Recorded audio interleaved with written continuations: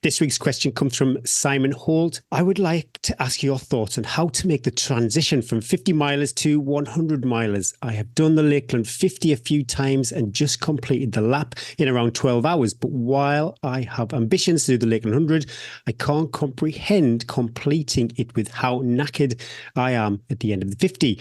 What advice would you give someone wanting to make the jump to longer distances? Thank you so much for the podcast. We love tuning in each week. P.S. Eddie, have you ever tried Aveeno for stopping chafing? I use it on my feet and delicate areas, and it works really well. P.P.S. After listening to this week's pod, shouldn't RDs be encouraged to have sanitary products at checkpoints?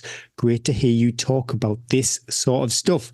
It is needed. Yeah. 100% agree, Simon, but first of all, we'll get to the transition between 50 milers and 100 milers. Russell, what do you reckon? Yeah. So hi, Simon, and thanks for the question. You totally can run 100 would be my professional opinion. If you've done 50, you can do 100. My really, really basic alliteration, is that the word, is belly and brain is what it comes down to when you're just trying to get that extension. So it moves from being a physical fitness issue to can you get the nutrition in consistently, and can you mentally cope with that amount of time out of beat? And there'll probably be running in darkness as well. So it's those things you need to shift. And you've said yourself that you feel knackered at the end of a 50. If somebody put a gun to your head and tell you to run another 10 miles, you would definitely be able to do it. And, hopefully that's not going to happen. But you could physically, you've found that zone 1 low level aerobic movement pattern that you can do for 50 miles, and you can do it for 100 miles. It might be slightly slower. You could think about it psychologically about, breaking it down so that you do your first half really, really slow. So it's not taking anything out of you, and you're really focusing in on nutrition and making sure that when you get to the second half, you're ready to go then, and then you wake up. There's loads of ways of breaking it down, chunking it. It becomes much more about the mentals than the actual physical restraints. I would say there's no reason at all why you can't go from 50 to 100. And that would be my recommendation. 100% though, when you're feeling a bit down the dumps, just jam something in your mouth. That would be...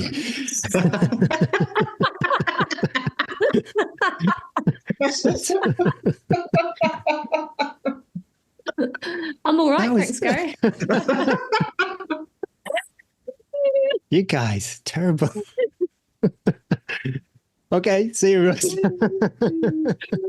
Russ has got to leave now, but I totally agree. The brain is the biggest thing. You've told your brain when you've done the lap and your Lakeland 50 that's how far it's running, and so that's what it's going to get you to. That's what you're working towards. You're working towards the finish, and then the 100 mile. The pain is different, but as Russell said, it's the brain, and your brain knows that you're working towards 50 to get halfway there, and then you chunk it down. So it's very different. The tiredness is different because you are moving in a different way. You're feeding yourself in a different way. And there's other factors that you're taking into account, like Russell said, like the nighttime running. It's a real adventure. I've heard it described as a life in 24 hours, isn't it? You might not even be that quick. It might be longer, but it is a real roller coaster. It's a totally different beast. But if you set yourself up really well, like you've got loads of experience now, you've done Lakeland 50, you've done the lap, I think you're right now, you're ready to step up. You've got the nutrition properly dialed in. You've got a bit of the mental attitude.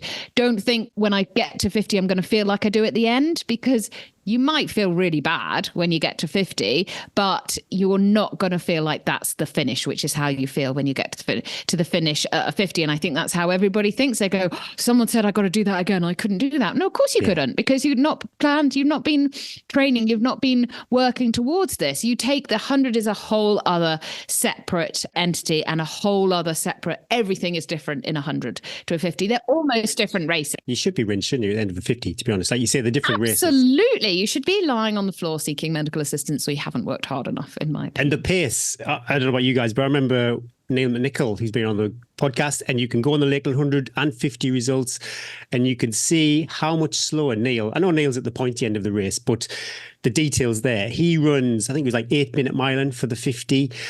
And I don't know what his mile and pace was for the 100, but they're spectacularly different. So yeah, rein it in. Just give yourself time to prepare for it. So give yourself a whole training block. I would say for your first 100 miler, you almost want like months before to make sure that you're really strong. You've got time to recce the course, to think about the course, to plan, to work on your nutrition, on your pack management, on running in the dark, everything like that. Don't rush into it. Give yourself, and make sure if it's your first 100 miler as well, you're all in. So this is your A race. You do one for a year.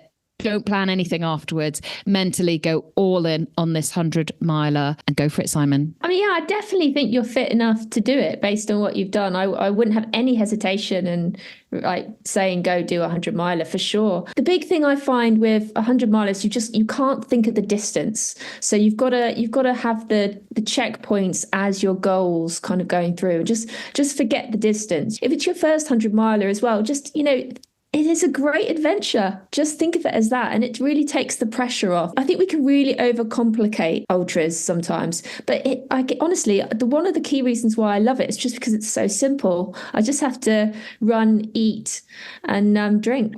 That's it, really. And, that's simplicity at its best, isn't it? Just focus on enjoying it. Have a great time.